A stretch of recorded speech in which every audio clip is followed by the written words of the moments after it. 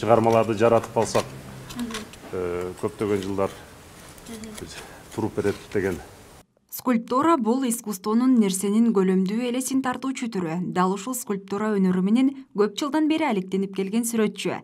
Дизайнер Турар Нурматов биздин бүгүнкү каарманыбыз. Ал бул өнөргө бала чагынан сүрөт тартып жүрүп, кызыгып калгандыгын айтат. Кийинчерээк ушул багытта окуп, билим алып, бул кесипти аркалап калган. Генри Фордтун жакшы айткан сөзү бар да.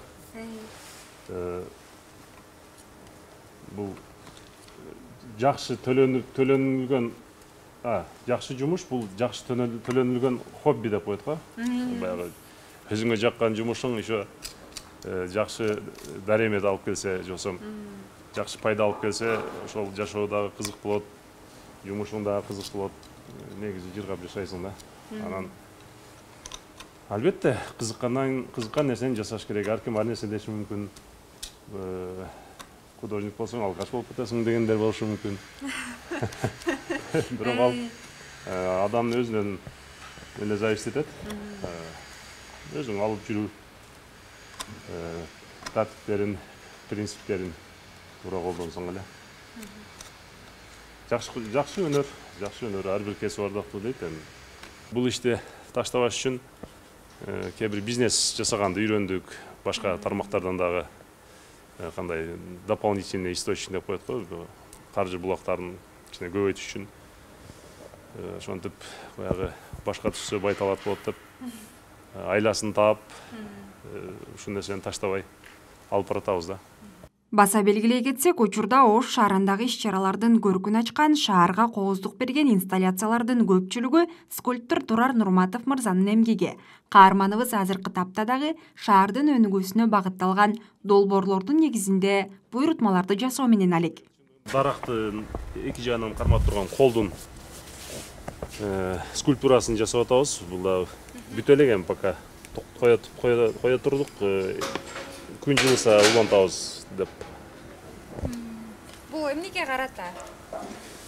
Бул жөн эле буйрутма ошо шаарды көрктөндүрүү боюнча инсталляция деп айтсак болот.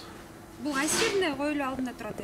Бул драм театрдын алдына коебуз. Ошол жерде бир чынар терек эмес, кайсы дарак эле, ошол бир дарак бар. Жалгыз түп дарак. Жалгыз түп дарак, ошонун четине коебуз деп буйрук беришкен.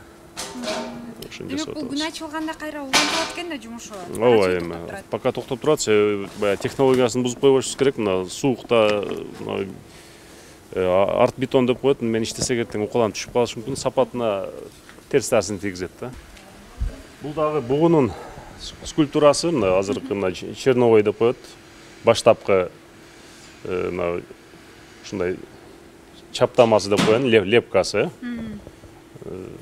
Бул дагы жасалат, бул дагы пока ошол баштапкы жумуш ошойдон турат да, бир-эки күндө мында улантып баштайбыз. Ар бир эле жумуш изденүүнү жана тынбаган эмгекти талап кылат. Скульптура менин жашоомдун негизги бөлүгү. Анткени өмүрүмдүн алтын убакыттары ушул кесип менен алек болуп өтүп бара жатат. Жасаган жумуштарым мындан ары да көптөгөн жылдар сакталса деген ниеттемин дейт Турар Нурматов. Өзү негизи ошондой, эгер жалгыз жасасаң, ал ошол процесстен ошону кантип уюштурасың, ошого байланыштуу. Эгер жалгыз жасасаң, бул өтө ошо сиз айткандай бир айга 20 күнгө созулуп кетиши мүмкүн. А бизде мына команда, мына жигиттер бар. Ушулар менен көптөп тез жасаганга ошол буйрутманы убагында аткарып кардарга бергенге аракет кылабыз да. Дизайнерликте вкус деп коет. Вкус жакшы болуш керек да. Вкус көрө билүү, тандап билүү, мына түстөрдүн айкалыштарын эми биз окуганбыз, ошого бизге жеңил бир тарабынан. Нуржамал Төштүк кызы, Самат Сайдаматов, Ош ТВ, Арутан көрсөтүүсү.